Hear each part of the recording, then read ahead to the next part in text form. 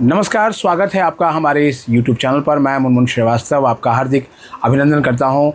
जिस वक्त आप ये वीडियो देख रहे होंगे, दिल्ली उच्च न्यायालय यानी कि दिल्ली हाई कोर्ट में CBSE से जुड़े मामले पर जो NSUI ने अपनी याचिका लगाई थी, उस पर आज सुनवाई हो रही होगी। इसके अलावा सुप्रीम कोर्ट में भी एक मामले की सुनवाई है, लेकिन उस मामले का इस मामले से कोई लेना देना नहीं है, क्योंकि सुप्रीम कोर्ट में जो चीज़ें हैं वो ओवरसीज़ के लिए हैं, उन जगहों पर जहाँ पर पिछले दिनों वॉर की सिचुएशन को लेकर जो है वो परीक्षाएं ठीक से CBSE की नहीं हो पाई थी, और उसको लेकर बाकायदा CBSE ने भी एक सर्कुलर जारी किया था। तो इसलिए उस मामले की बजाय आते हैं वापस दिल्ली हाई कोर्ट के मुद्दे पर। दिल्ली हाई कोर्ट में जो है वो आज तमाम जो स्टूडेंट्स हैं और उनके जो पेरेंट्स हैं वो टकटकी लगा के जो है वो देख रहे हैं कि आखिर जो न्यायालय है वो किस तरह का डायरेक्शन देती है, क्योंकि मुख्य रूप से अदालत से 3 मांगे हैं जो NSUI ने बताई थी। आपने लगातार इस चैनल पर जो है वो वीडियो देखी। हमने कल रात को जो है वो NSUI के जो बड़े नेता हैं, रौनक खत्री, और दिल्ली विश्वविद्यालय छात्र संघ के पूर्व अध्यक्ष भी रहे हैं, बड़ा नाम है, उन्होंने भी कहा है कि जो है वो अदालत से पुरजोर उनकी ये मांग रहेगी कि वो जो है पोर्टल को खोलें और उसके अलावा स्टूडेंट्स को कंपनसेटरी मार्क्स दे दिया है। ग्रेस मार्क्स कहें या कंपनसेटरी मार्क्स, इसको लेकर जो है वो जो टर्म यूज़ किया गया है वो कंपनसेटरी मार्क्स है। इसका मतलब ही क्षतिपूर्ति वाले अंक होता है, जिससे कि स्टूडेंट्स का जो नुकसान हुआ है उसकी जो है भरपाई हो पाए, क्योंकि विद्यार्थियों का कहना है कि अगर 1 से 3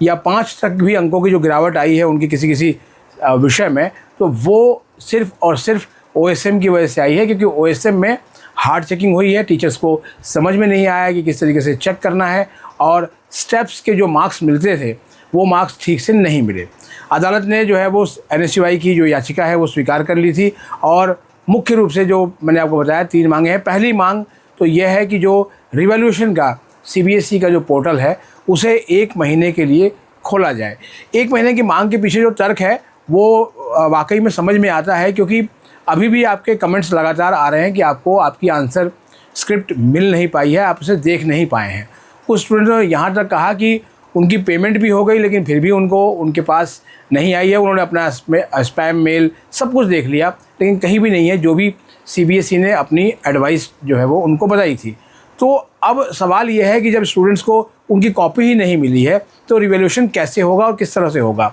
उधर CBSE में जो टीचर्स जो है वो कॉपी चेक करने के लिए गए हैं, और कॉपी भी ऑनलाइन मोड में ही चेक हुई है। ये तमाम टीचर्स से जो मेरी बात हुई उन्होंने बताया है, उन्होंने कहा है कि ऑन स्क्रीन मार्किंग ही उन्होंने की है। और सबसे बड़ी बात यह है कि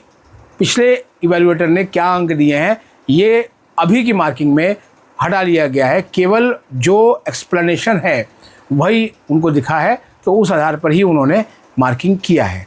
अब सवाल यह है कि इसी प्रोसेस को लेकर जो है वो एक अनिश्चितता की स्थिति है, क्योंकि जो टीचर्स ने जानकारी दी है और CBSE के सूत्रों ने जो बताया है उसके हिसाब से जो है वो रिवैल्यूएशन की प्रक्रिया लगभग वाइंड अप हो चुकी है, क्योंकि टीचर्स ने बताया था कि रविवार से जो है वो कॉपियाँ चेक होनी शुरू हो गई थी। रविवार को ही जब बुलाया गया था, और उसके बाद जो है वो रविवार, सोमवार, मंगलवार, बुधवार, बृहस्पतिवार, और आज जिस वक्त मैं आपसे बात कर रहा हूँ शुक्रवार है, तो कॉपियाँ चेक हो गई हैं। अब जब कॉपियाँ चेक हो गई हैं तो फिर जाहिर बात है कि CBSE कोर्ट को क्या बताएगी ये CBSE के ऊपर डिपेंड करता है, लेकिन छात्रों की पुरजोर मांग है, और ये जो है इस पिटीशन में है कि CBSE जो है वो पोर्टल को ओपन रखे अगले 1 महीने के लिए, जिससे कि जो बच्चे लेफ़्ट ओवर है, छूट गए हैं, किसी कारण से जो है वो अप्लाई नहीं कर पाए, या फिर जो है वो उनकी पेमेंट फेल हो गई, या उन्होंने अप्लाई तो किया लेकिन उनको कॉपी नहीं आई है, उनके इस समस्या का जो है वो समाधान हो सके। दूसरा जो मेजर डिमांड है जो आप सबकी है, लगातार आपके कमेंट्स भी है, बहुत सारे कमेंट्स के हम जवाब नहीं दे पाए क्योंकि कमेंट्स काफ़ी बड़ी संख्या में थे, और इसको पढ़ के समझ में आता है कि हर बच्चा जो है वो ग्रेस मार्क्स चाहता है। इसीलिए बाकायदा जो है वो हैशटैग भी बच्चों ने लिखा कि वी वांट ग्रेस मार्क्स, और ग्रेस मार्क्स से कुछ भी नहीं, उसके अलावा एक फ़ॉर्मूला भी एक्सपर्ट से बात करके हमने जो है वो सुझाया था कि CBSE चाहे तो इस फॉर्मूले पर अगर काम करेगी तो स्टूडेंट्स का जो है वो भला होगा, और CBSE की भी साख बची रहेगी, और स्टूडेंट्स अपने आगे करियर में, अपने भविष्य में जाएंगे। क्योंकि जो मई का महीना आया उनके लिए बहुत ही मुश्किलों भरा रहा, और जून भी लगभग जो है वो आधा बीतने को है और संशय के जो बादल हैं वो अभी भी मंडरा रहे हैं, क्योंकि अगर रिवॉल्यूशन की कॉपियाँ चेक हो गई हैं और स्टूडेंट्स के मार्क्स अगर नहीं भरते हैं, और ख़ास तौर पर उन स्टूडेंट्स के जिनकी आरटी यानी रिपीट इन थियरी आई हुई है, और अगर वो नहीं हटता है तो फिर उन्हें कंपार्टमेंट का एग्ज़ाम देना पड़ेगा। तो कंपार्टमेंट का एग्ज़ाम की डेट तो सीबीएसई के रिज़ल्ट के साथ ही बता दी गई थी कि 15 जुलाई को होगा। अब वो 15 जुलाई को होगा या नहीं होगा ये तो सीबीएसई ही बता पाएगी, लेकिन फ़िलहाल तो हम मान के चल रहे हैं कि ये वही डेट है। तो इसीलिए ग्रेस मार्क्स की डिमांड है, और मुझे लगता है कि तमाम विद्यार्थियों की बातें और शिक्षकों की बातें और पेरेंट्स की बातों के अलावा जो है समाज के जो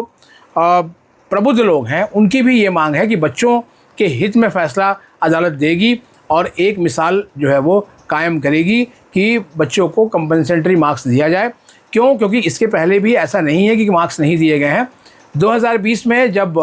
कोविड का ख़तरनाक दौर शुरू हुआ था और पूरी दुनिया इस महामारी की चपेट में थी, तो बच्चों के प्रैक्टिकल के अंक के आधार पर ही जो है वो उनको पास कर दिया गया था, और आज तक उस रिज़ल्ट की ना तो कहीं आलोचना हुई और ना ही किसी ने कुछ कहा, ना ही आगे उनको किसी एडमिशन में उनको दिक्कत आई। तो सीबीएसई जो है वो छात्र हितों में ये बड़ा फ़ैसला ले सकती है, क्योंकि सीबीएसई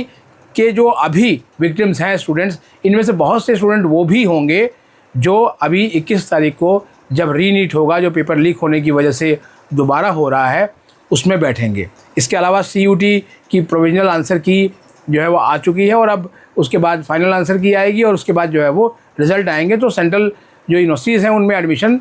शुरू हो जाएंगे। तो वो भी है कि उनके वहाँ के भी मौके जो है वो ना चूकें, वो उन मौक़ों से जहाँ जो बच्चा जाना चाहता है वहाँ जाए।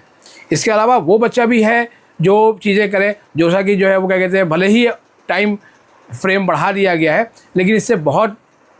अधिक स्टूडेंट्स का जो फ़ायदा है वो होता दिख नहीं रहा है। क्यों? क्योंकि स्टूडेंट्स को अभी भी ये है कि उनका जो एलिजिबिलिटी क्राइटेरिया है वो बन नहीं रहा है, और इसके लिए सीधे सीधे जो उनका रिज़ल्ट है वो ज़िम्मेदार है। अब ये तो अदालत को देखना है। हम हमेशा कहते हैं, और ये हमारे समाज में स्थापित भी है, कि जब कभी कोई और ऐसा लगता है कि उनके साथ अन्याय हो रहा है तो लोग कहते हैं कि सी यू इन द कोर्ट,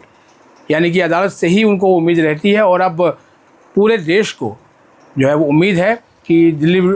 उच्च न्यायालय यानी दिल्ली हाई कोर्ट छात्र हितों में